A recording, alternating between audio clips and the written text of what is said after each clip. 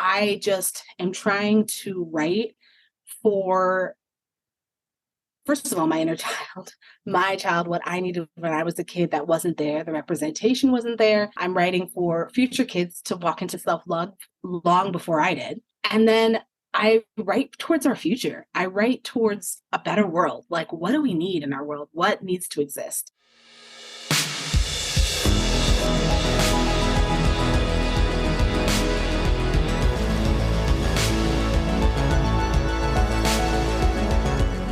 Hey everyone, I'm Bianca Schultz from the Children's Book Review, and this is the Growing Readers Podcast. Today's magical guest is Nyasha Williams, a highly accomplished individual known for her impactful work as an author, creator, and activist. Her efforts to decolonize literature, minds, and spiritual practices have not gone unnoticed as she continues to inspire and educate individuals one day at a time. Nyasha is the author of multiple picture books, including Ally Baby Can Be Antiracist and Keep Dreaming Black Child. With a unique background that encompasses living intermittently between the United States and South Africa, she has gained a diverse and valuable perspective that informs her work towards social justice and decolonizing practices. Nyasha's unwavering dedication to her community and passion for creative expression has made her a valuable contributor to the literary world.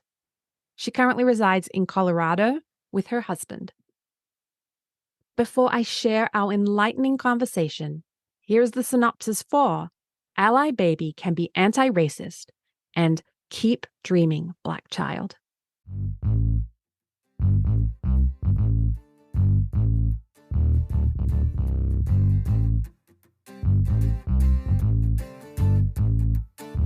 Ally Baby Can books introduce allyship to tiny changemakers, perfect for shared reading with an adult.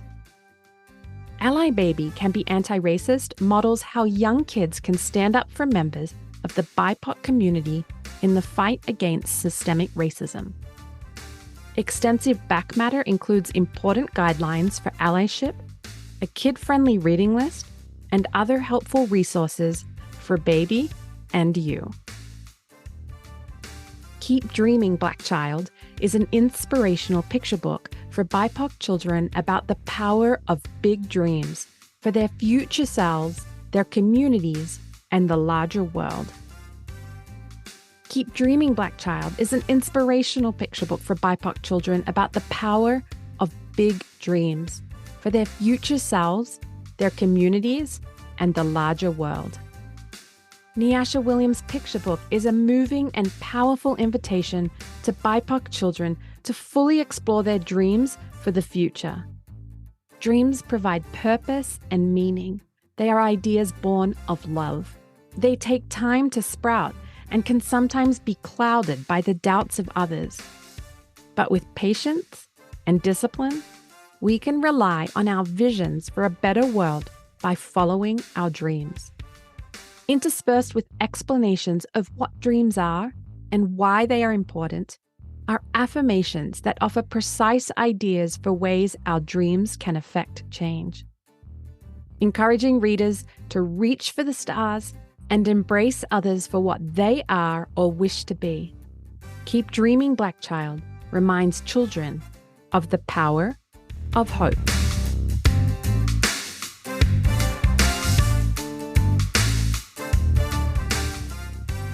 Hi, Nyasha. Welcome to the Growing Readers Podcast. Hi, thank you for having me. Oh my gosh, it's an absolute pleasure. So just so listeners know that we made a connection through the SCBWI, the Rocky Mountain chapter, and you were so kind because I'm working on a project and you were so kind to offer me some guidance. And when I got to know you, I knew that I needed to have you on the show. I want to jump right into like the meat and potatoes, but I was like, we need to just have a fun question first. So Okay. I just thought maybe you could share two truths and, one false thing about yourself, and I'll see if I can guess it. Okay, let's see. I did synchronized swimming. I have 10 tattoos, And I have, this is hard. I'm trying to think of anything. I put you on the spot. And I've had about 3 different careers at this point. Okay. I am going to guess that while you might have a tattoo, you don't have 10. I have 7. So yes. Yeah. Well, and 7's my lucky number. I don't know. I just looked at you and I was like, I feel like you were a synchronized swimmer, and I don't know why, but I just, All right. Well, let's start talking about what you're here for today. So I'm going to jump right in by asking you an important question. So, Okay. on the homepage of your website, it says that you are working to change the narrative, that you're working to decolonize literature. So I want to know when this became your mission, and have you always considered yourself a change maker? Good question. So I will say I really started noticing issues when I was in the classroom. So I was teaching kindergarten in Baltimore. I got into teaching through an alternative teaching program, and that kind of led me to realize that my kids weren't being represented in the curriculum that I was expected to teach. And so through all of that, I kind of came around to being like, something's got to change. I've got to do something different. So I started talking to some other teachers, and we started talking, and ideas were flowing, but like no one was really stepping into the commitment of building something yet. So kind of behind the scenes in my own space, I started just kind of playing around. Like I didn't even know what a manuscript kind of layout looks like, but I just started putting some stuff on paper, writing, and then also just kind of getting some things on my computer. And that's where the 2 manuscripts, children's book that I self-published. So writing What's the Commotion in the Ocean? And then I Affirm Me, I started writing those books, and I didn't really know where they were going to go, but I started during that time. And so they just kind of sat for a while. And then I transitioned to Colorado. And, teaching is a lot. Like anyone who's been in the classroom knows it takes a lot out of you. Trying to build like something that's in your heart or trying to do things outside of teaching, honestly, most people don't have that space to give all the time because it just takes so much out of you giving into your classroom. And so eventually there was a point where I just heard the call, all right, step into this first children's book. And I didn't have the funds. So my logic was, let me Kickstarter this, let me crowdfund this first book. And that's where things kind of kicked off. I have always considered myself a Black mermaid. Like I said, synchronized swimming, I did diving, I was on swim team. I love water. Water's the space I'm in. My mom jokes all the time when I was a kid and we would go to those like little swim classes with your mom and you. My mom jokes how I would just like get out of the pool and then run to the front of the line every time and like try and be in front of everyone because I just wanted to get back in the water. So I love water. So starting with a book about the ocean felt great to put out first. I care about our water spaces. I care about our oceans, very much identify as an eco-activist. And so that for me was a great place to kick off. And what better person to voice that message to kids than a mermaid? And we need a Black mermaid, right? So here we are. And so those illustrations went viral because I think people hadn't really seen something like that. And that's how I got connected with my literary agents. And it kind of went from there. But I just am trying to write for, first of all, my inner child, what I needed when I was a kid that wasn't there. The representation wasn't there. I'm writing for future kids to walk into self-love long before I did. And then I write towards our future. I write towards a better world. Like, what do we need in our world? What needs to exist? And so that is where my writing is centered. You kind of touched on this. But when you sit down to write a book for children, what is your driving force, as in what do you feel in your soul when you sit down to write for children? Yeah, I think any writing, I really try to build ancestral connection with it. I've always felt like it's not just me writing. Like, yes, I have this passion and I hear this coursing through my body, but I think that any ancestor that hears what I'm trying to do and is in alignment with that, who maybe didn't get a chance, like if they were out on the plantation and did not get that space to be able to write, they're able to come through me now and we're able to write for this future and this generation right now. So I feel like when I write, yes, I'm speaking what's in my heart, but I feel like it goes beyond me. It's like this extended ancestral voice in terms of my writing. I kind of had a full body reaction to you saying that. My arms went all tingly. Okay, well, what are some of the hurdles or roadblocks you've had to face during your journey to becoming a published author? Yeah, I think challenges are funds. I think financials are always hard. I think I am one of those people that I think visuals make like such a huge impact in any way. So a lot of times I try to have my proposals that go to publishers have sample illustrations of what I'm trying to do. And that costs funds because I want to be able to pay illustrators correctly for the work. And that's not really a traditional route to go. Most people say you're not allowed to pick the illustrator, you're not allowed to come with those. Like, I have not followed any of those rules and I've had great success. So I feel like people need to listen to what they need to be doing in the way they're moving in the publishing world. So that's one example, is getting those sample illustrations. I know that I'm not alone in this. You know this. Editing is expensive. Getting projects edited before they're ready to be given to your literary agents before they go into the publisher. I have been blessed that I've had some real rough manuscripts that my literary agents have still pushed forward and editors have still picked them up, but that's not always the case. And again, the bigger the project, so children's books are one thing, but I think once you start going into higher realms, which is kind of some realms I'm trying to push into now, you absolutely have to have things edited and cleaned up, multiple rounds of going through before you're ready to take it to that next step. Well, what are your thoughts on whether having a big ego helps or hurts writers? I mean, I think confidence matters. I think that when you're moving as a creative, I think that especially in today's world and with social media, it's not just about you writing the book and getting it, even if you get it picked up. It's you have to talk about the book. You are going to sell the product the best, right? You're going to give the message of why it needs to exist in the world to people better than anyone else. And so having confidence is important. So we're in Leo season. I'm going to bring it up. I am a Leo rising. And so it's Leo is a little bit cocky. I think they do have ego, but I also think that they walk in their power really confidently. I think there's this level of ego where you're so egotistical, you're not willing to learn and you think you know it all. And I think that's where things get really problematic. But I think ego in the confidence of yourself and what you can bring into the world and what you are bringing forth into the world is a different kind of ego that I think that is something that you're going to need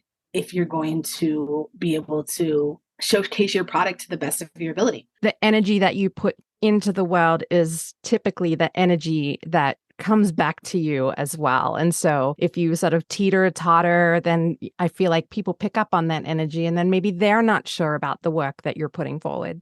So I love that response. I will add to that too. I do think that ego also plays in terms of I think you need to check your ego with other people. I think your ego needs to be within yourself. I think that if you're egotistical in terms of comparing yourself to people, I think that can be problematic too. I think that we all have something to give. I think that everyone brings something different to the table.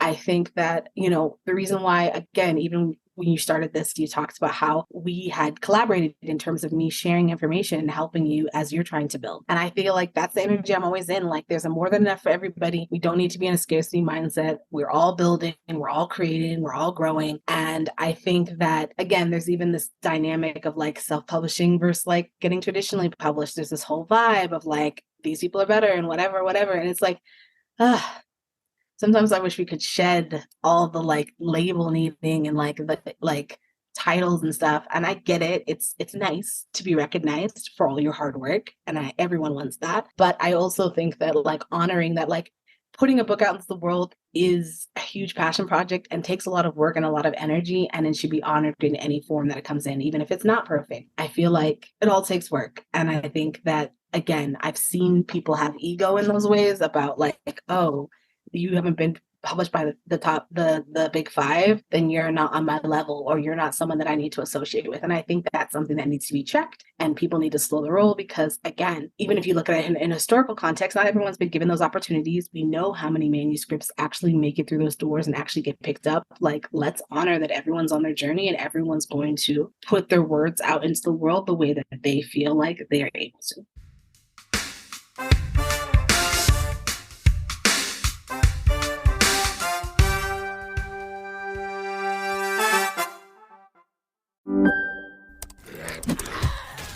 Wait, are you gaming? On a Chromebook? Yep. It's got a high-res 120Hz display, plus this killer RGB keyboard. And I can access thousands of games anytime, anywhere. Stop playing. What? Get out of here. Huh? Yeah, I want you to stop playing and get out of here so I can game on that Chromebook. Got it. Discover the ultimate cloud gaming machine, a new kind of Chromebook. If I've done my homework correctly, you're now the author of 8 picture books with 2 more on the way. I want to focus today on your 2 latest books, Ally Baby Can Be Anti-Racist and Keep Dreaming Black Child, which are both beautiful books. But let's begin with Ally Baby Can Be Anti-Racist. And if you don't mind, I want to share 2 of my immediate thoughts that I had while I was reading it. Anybody that's been listening to my podcast for a while knows that I had Dr. Ibram X. Kendi on to talk about how to be an anti-racist. So when I was reading Ally Baby Can Be Anti-Racist, I thought to myself, like, this is the perfect condensed, like everything that Dr. Ibram had said, and then somehow you perfectly said it in, I don't know what the word count is. I didn't go through, but let's just say it's like 600 words. And I was like, everybody needs to read this book, not just, toddlers, preschoolers, elementary age students that we assume picture books are for. This is a book that everybody needs to read. So that was my first thought. Just that, how did you possibly condense all of this wonderful information into a picture book? And then that second part of it was, how awesome will it be when somebody picks this book to read with their child and that they realize as the adult that they can take away and learn from this book too. Those were my initial thoughts. Why don't you break it down for us and share what it's all about? Yeah, of course. So the Ally Baby Can series, I was asked by HarperCollins to create these books. They wanted something similar to Ibram X. Kendi's Antiracist Baby, and they wanted to create a bigger series. We knew we were going to have an anti-racist. They wanted a feminist. Then we decided I love the environment, so I was like, what about an eco-activist one? And then the final, we're working on a LGBTQA or queer ally. And so they gave me very free range on it. They're like, this is what we're looking for. We want books for kids. We want them to be educational. And I was like, yes, let's do this. Felt like a good project because I care about all of those things immensely. And I think they're super important. So I started creating them. And you know, as well as I do, that it's really hard to get rhyming books in. Like, people will fight you. They will always say, go lyrical. Why don't you do pose or something? And they'll say something else. Say, go a different route. Don't go rhyming. So because this was already a solidified contract, I was like, I want rhyming. I'm going to get my rhyming books in here. Yes, girl.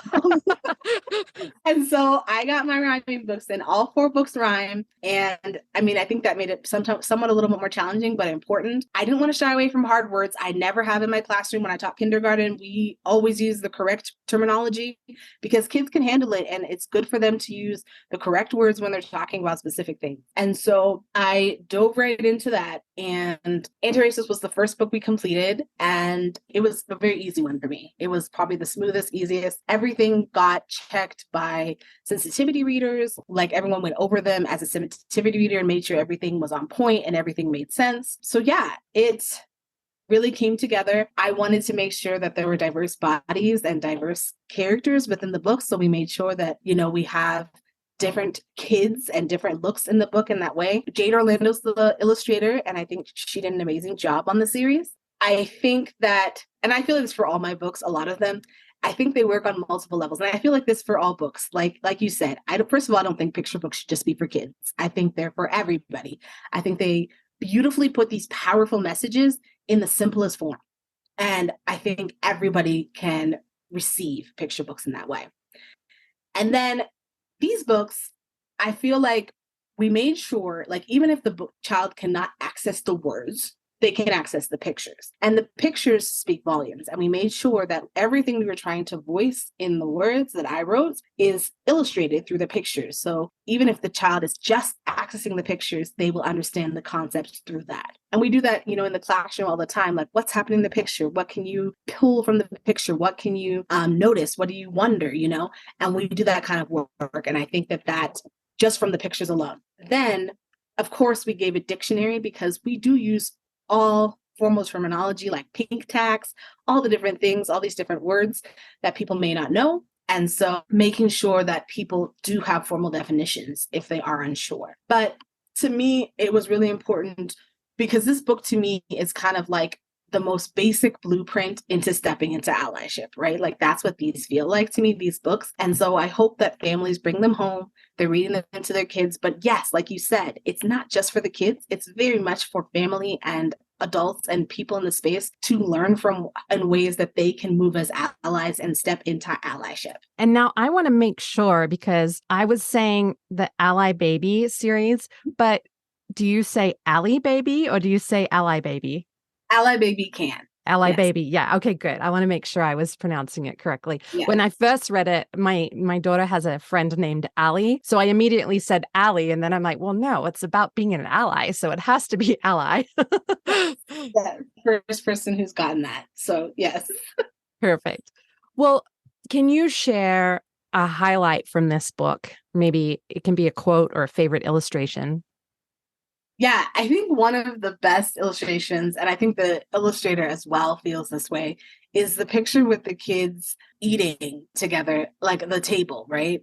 Just because I got to put in some unique food items that are like really in my heart. And so if you have not had any of those items, definitely either make them at home or find a place that you can get them from. But I tried to put some unique dishes that are just absolutely delicious from the different places in the world that I've experienced, because food is magic and it's a beautiful way to connect people. So that's one of them. And then the name. I was like, my name, I simplified my name when I was a very young child because people were not pronouncing it correctly, particularly white people around in the area I was were not pronouncing my name correctly. So I decided to say Nyasha instead of Nyasha, which is how the correct pronunciation of my name. And then when I moved to France to become an au pair after college, my host family was like, Nyasha, and it like flowed. And I was like, oh, people can do this? Oh, okay. Now I'm stepping back into my name. So anyone who knows me after Paris knows me as Nyasha because I reclaimed my name. And so the picture where the kid is like, I'm just going to call you this name. And the other kid's like, well, that's not my name. My name is this name. And he's like, okay, sorry. And then calls him the correct name. I was like, we have to walk in power in our names, and names are important. They are part of a person's identity. And it's crazy because, they'll say that our names are more complex being BIPOC individuals. And I'm like, yeah, but like, think about these complex names of these music composers that people have learned and know how to pronounce beautifully. I was like, you can learn how to pronounce our names if you can pronounce those names, because those look nothing like how they're pronounced. You can learn to pronounce our names as well. When I was prepping for our chat today, I was just kind of Googling around and I was looking at a few of the videos where people have read your books online. And I always giggle at those because everybody's doing their best to pronounce everything. And your name was pronounced, I think, like 4 different ways throughout those videos. And then my name is Bianca Schultz. And most people say here in the US, Bianca, but I go by Bianca. And then because my last name is Schultz, but there's no T in it, everybody says Schulze or Schulz. Anyway, I always have a little giggle when somebody does one of those live readings of my books online. Oh my goodness. And I try and especially if it goes to the publisher, I'm trying to please make sure the pronunciation's correct, because I have it on my email signature, written out phonetically. There's actually this beautiful website. I think it's called teaching.net or something like that, but I have their link in my link tree on my bio, and they have a place where you can auditorily pronounce your name so people can do that. And so I have that link right up there ready to go for people, because I get it. It's not easy. It's like you need to, a lot of us are auditory listeners or auditory learners, and we need that pronunciation. But I'm like, I am not inaccessible. Contact me and I will help you. I will text you and voice note you my name if you want to do that before an interview, because that's 100% matters to me, and I will do that for you. Yeah, I love it. Oh, and then I have to say that you the first spread you said about the food, I had picked that as my favorite spread because it touched a personal note for me. And if you don't mind, I'm just going to read the text from that page. You're welcome to. Ally Baby eats different foods homemade by their neighbors. Ally Baby embraces all cultures, a first step toward changed behaviors. And the reason why it really spoke to me is because one of my neighbors, I just love her so much. Her name is Minji, and she grew up in Korea, and I grew up in Australia, and we walked to pick the kids up from school, and we love talking about the differences and the similarities. But one of my favorite moments was when she just showed up at my doorstep, and she came with kimchi dumplings. And then another time, and I had to write it down because I want to make sure I pronounce it right, the kimbap, which is the Korean seaweed rice rolls. Oh my gosh, they were so delicious. And I would never have probably tried them on a menu, and here she was showing up, sharing some of her food with me. And it was just so amazing. I felt really special that she wanted to do that for me, Yes. No, Korean food is my husband and my favorite. We had it served at our wedding. Like, we love Korean food immensely. It's like one of our favorites. Yeah. So good. So what impact do you hope that Ally Baby Can Be Anti-Racist has on readers? Yeah. I mean, all my books, I think, like, really call for action. I feel like that's just a note through all my books is like, be active in it. I think, what's the commotion in the ocean is asking you to protect our water spaces, walk as a water protector, take care of our environment.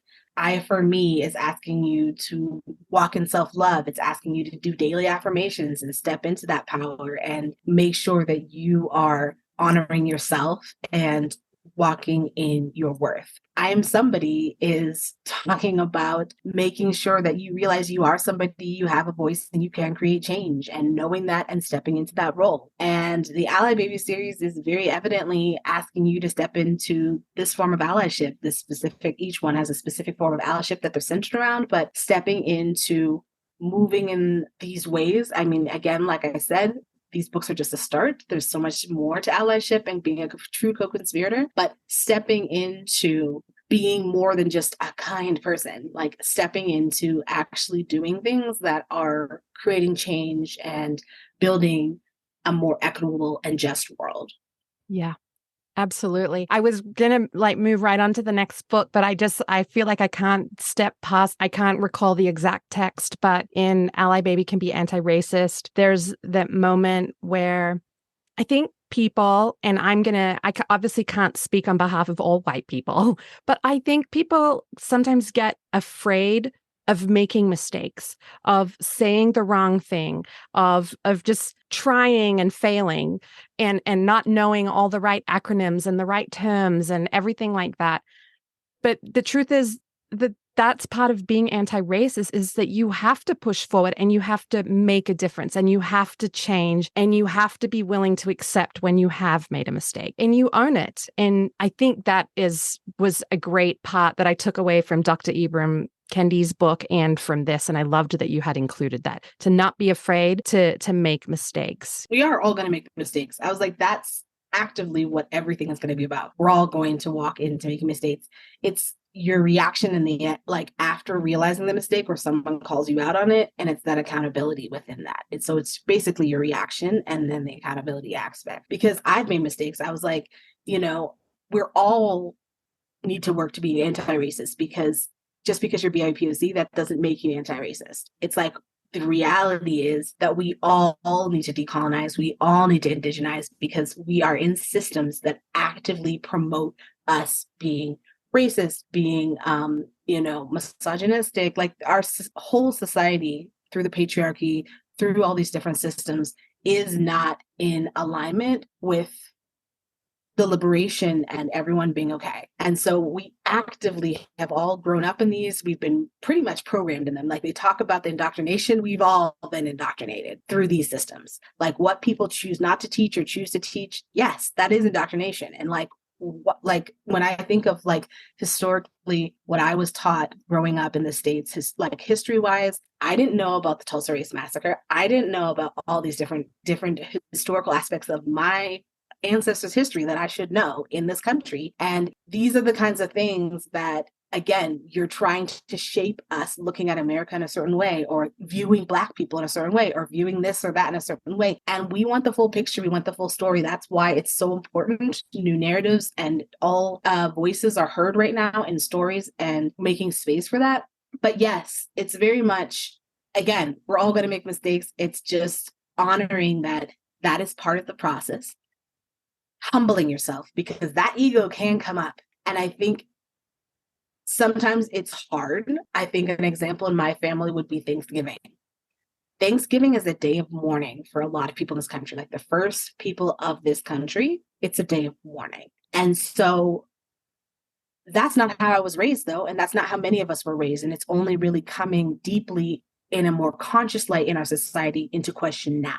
And it's something we need to address and think about. And I get it, because it's a time of being with family. Like my dad correlates it in, he just has fond memories growing up of Thanksgiving. So this readjustment was hard for him, but we've had to have sit down chats with the family and say, how can we change what this day looks like? So we're honoring that this is a day of mourning, and we are honoring the communities that this day has caused harm for. And we're also making space to still make that time in family. And maybe instead of celebrating Thanksgiving, I try and move more into like seasonal living, moving seasonally, kind of shedding the Gregorian calendar. And so why don't we just honor the seasons? Why are we not just celebrating fall in general rather than Thanksgiving itself? Let's just do fall on a different day. And we are honoring the seasons, honoring those changes. And on Thanksgiving itself, maybe we're actively doing ally or co-conspirator activities, making sure that we are connecting with the indigenous communities of America, making sure that we're buying from those businesses, making sure that we are doing things, making sure we're fighting for land back. We're doing things that are actively supporting those communities. You know, it's work. It's not easy. It's hard conversations. You're going to have ugly cries. Like decolonization is not for the faint-hearted. But it's the only way that our world is going to truly heal and be a more equitable world, and just honestly be more truly accommodating of the diversity of the world. Like we've really had a lot of communities who have had to almost shrink their diversity through colonization and through white supremacy, and that should never have been. And so we need to open our minds and acknowledge that, again, decentralizing Christianity doesn't mean we're kicking Christianity off the boat. We're just saying not everyone's Christian. Yeah. And we don't need to centralize our whole calendar around Christian holidays, because there's other people in this world besides Christians. And we need to honor that other people are going to have different walks in terms of what they worship and religion, etc. There's so much more to say. It's hard to move on.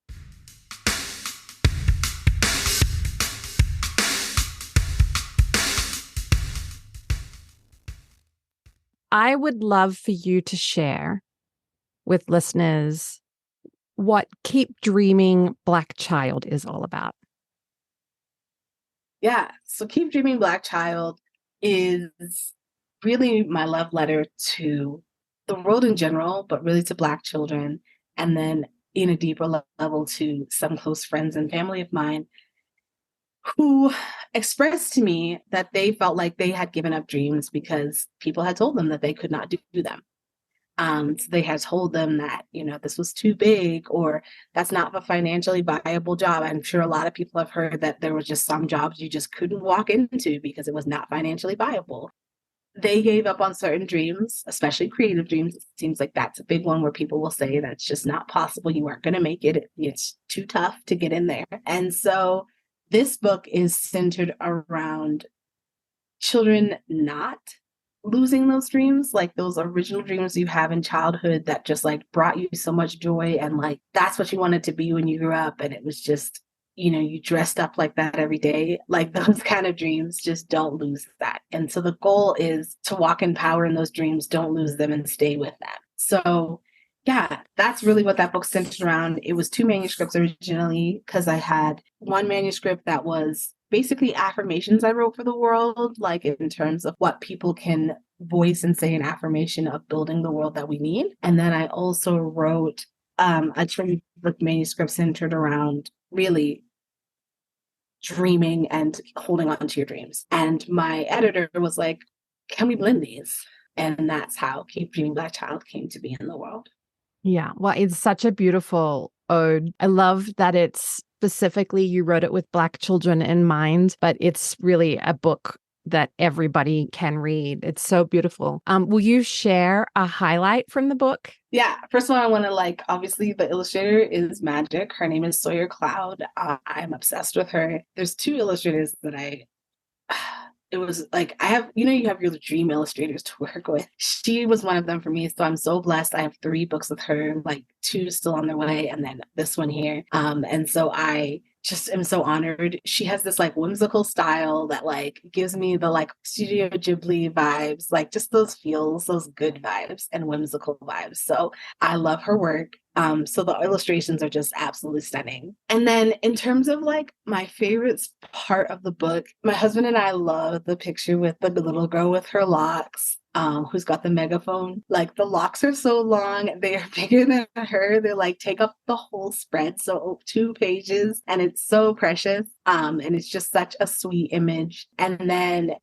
I also love the spread where there's all these books that are the pathway. And so this child is hopping on these books to go through this magical door. And I tried to make sure, originally the illustrator had just put in just kind of classic, I would say classic, I want to say white, but yeah, classic white tales and stories. They put Peter Pan and stuff like that, which is not bad, but I wanted stories that the Black community has seen themselves in that were magical as we were growing up. And so I had her change out those books for those. So I tried to pay homage to some books that were doing that magic.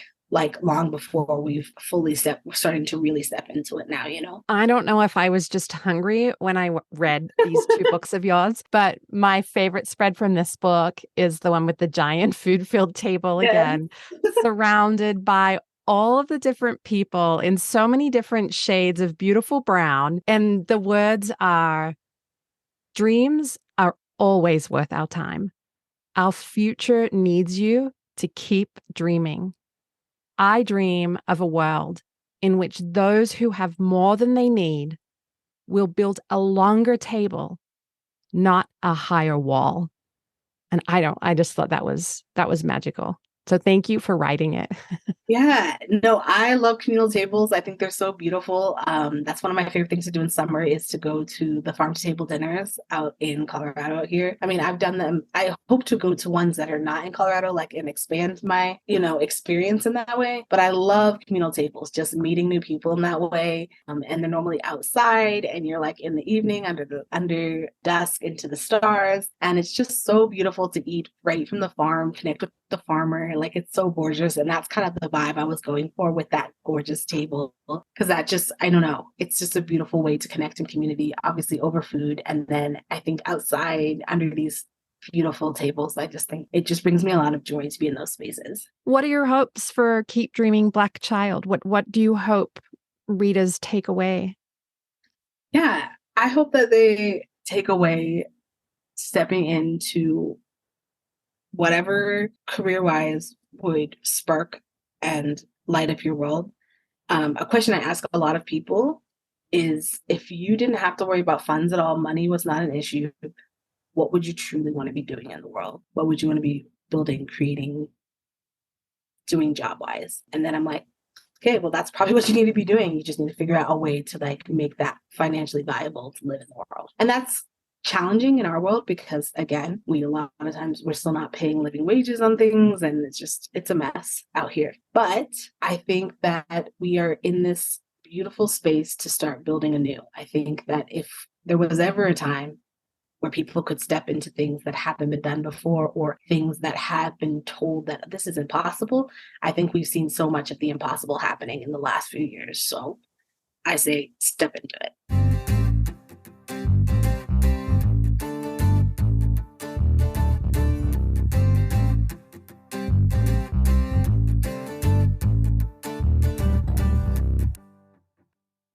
I want to give you the opportunity to share anything else that maybe you want to leave the listeners with. It could be an upcoming project. It could just be your intentions for today. So is there anything else you want to leave everybody with?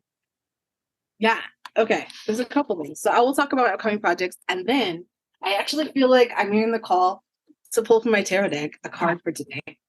So, Oh, I'm so excited for this. first of all, want to acknowledge I have so Keep Dreaming About Child comes out in December.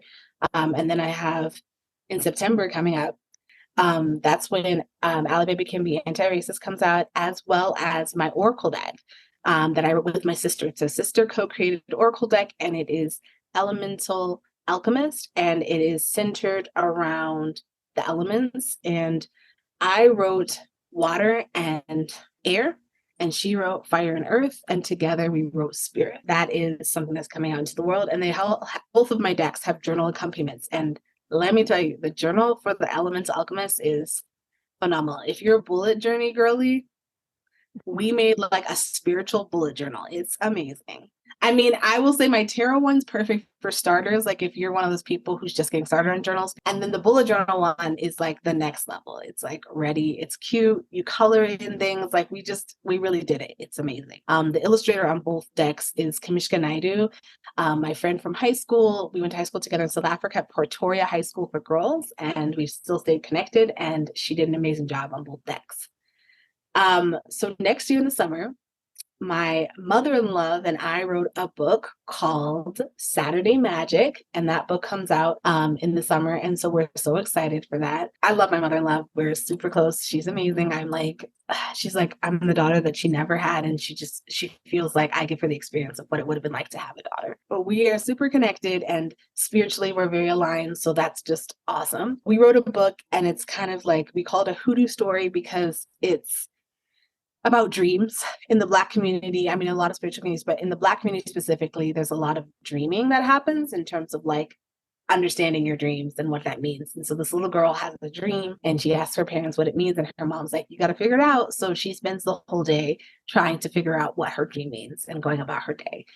And it's just a very sweet homage to hoodoo, just like spiritual practices that we are doing, and then just like honoring the power of dreams.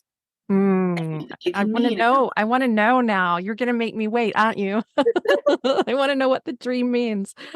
Yes. I mean, I will have to get you a copy of the book so that you can read it and we can come back on and talk about it. That sounds great.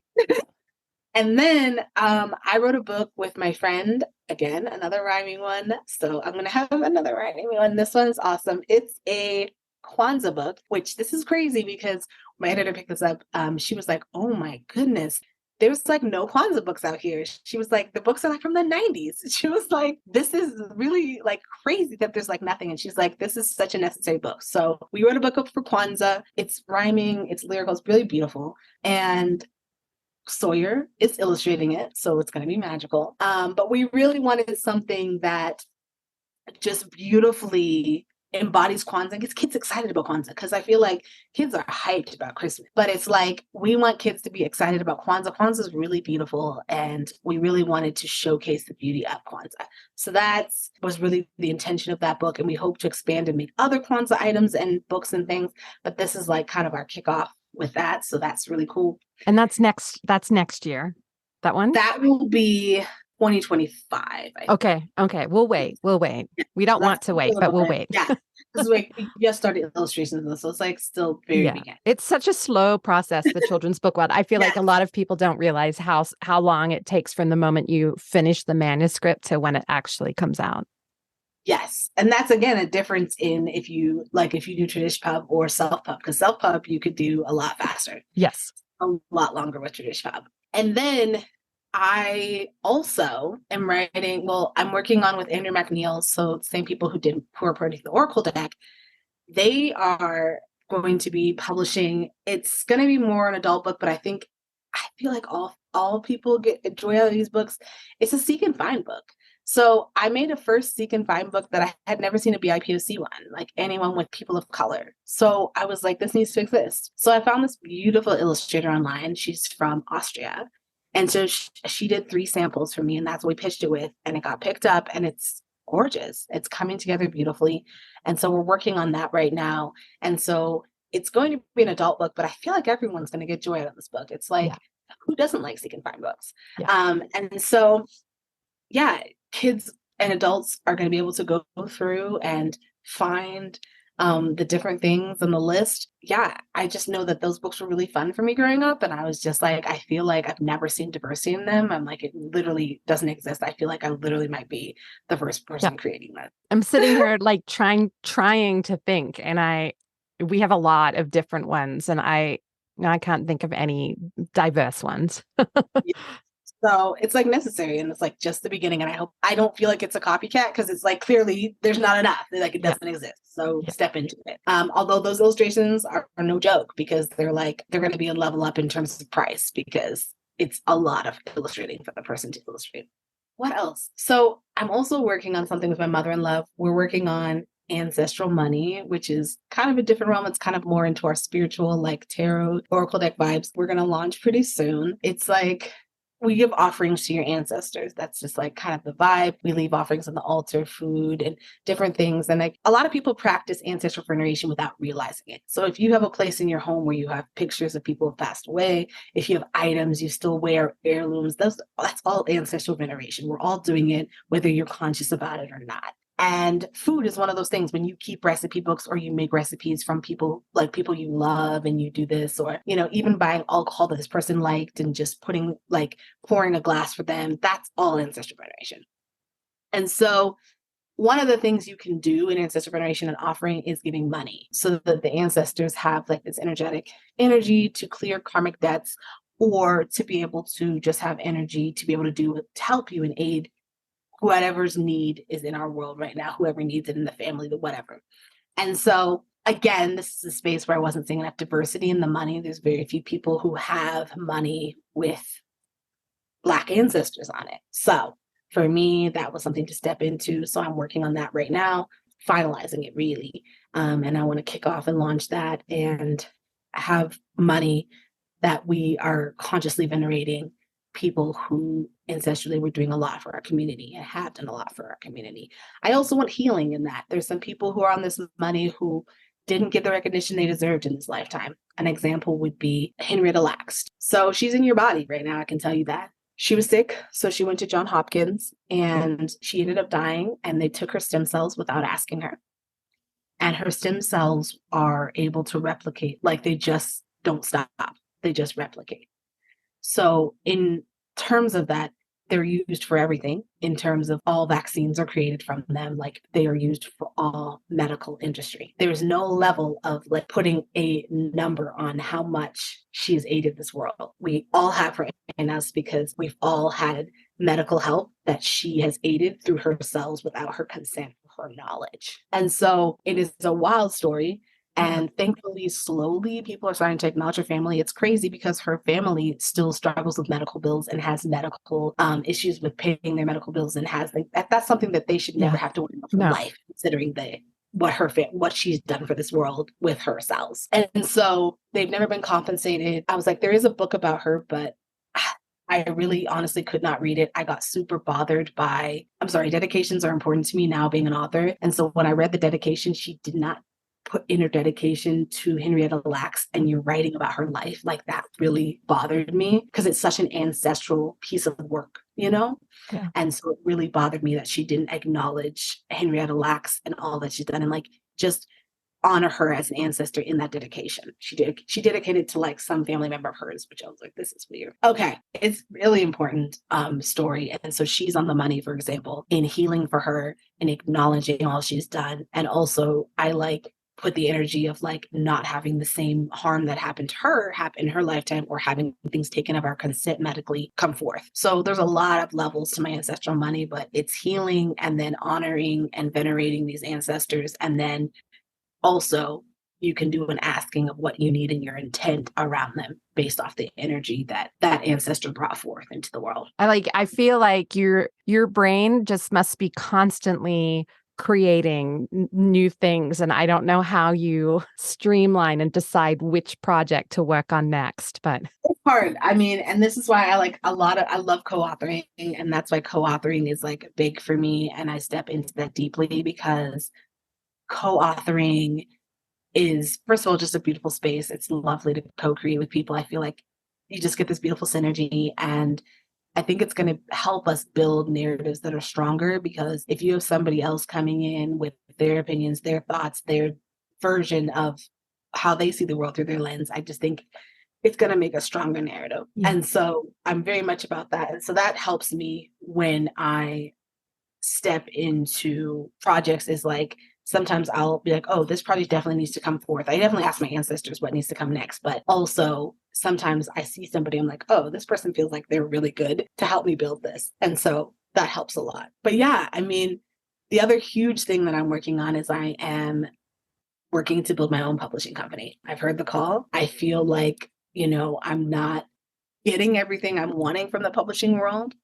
As much as I'm grateful for what I've received and the success that I've had so far, I'm hearing the call to step into building something that feels perfectly in alignment for me in terms of publishing and putting work out there. So that is what I'm working on now. Yeah, because if it's perfectly in alignment for what you need, that it's also going to be in alignment for what others need. Well, Nyasha, you had that tarot deck. And I next to you, and I feel like it's calling my name, and I want to know what the card of the day is. Yes. Let's do it. All right. Let me do a quick cleanse. All right. So it's the 4 of Wands.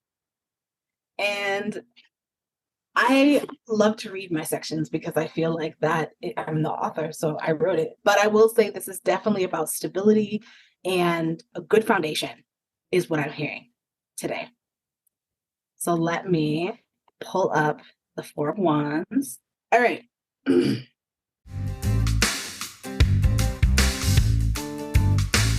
4 of Wands. Harmony and celebration are the traits. Hard description. A couple showcases their synchronicity through balance and strength while exercising and working together. The 4 of Wands is about honoring your growth to this point. Stand back and look at how far you've come. The card is calling to celebrate all the little wins you've enjoyed throughout your lifelong voyage. Take pride in your growth, development, and alignment. The couple lives their life confidently, knowing they are breaking generational curses, building roots, and generational wealth, all while grounding in living authentically. They show appreciation to their ancestors by creating a solid work-life balance and making time to rest and honor those who are unable to in the past. Pause and take time to admire where you are in the moment. There are so many reasons to celebrate. Work can begin again tomorrow. Yin Yang, commitment, moving into a place to set roots, strong ancestral connection, home. Yin Yin, problems, conflicts within the immediate family, division in the family, sickness, money difficulties. Aligning, host and neighborhood gathering.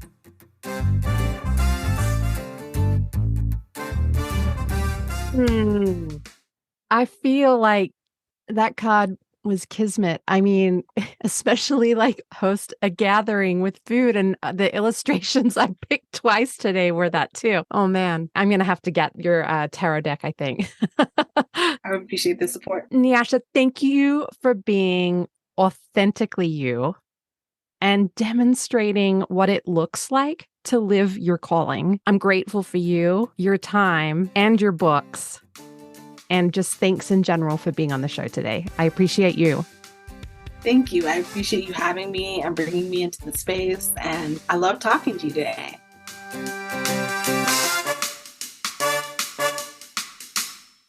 Thank you so much for joining us on this quest for growing readers.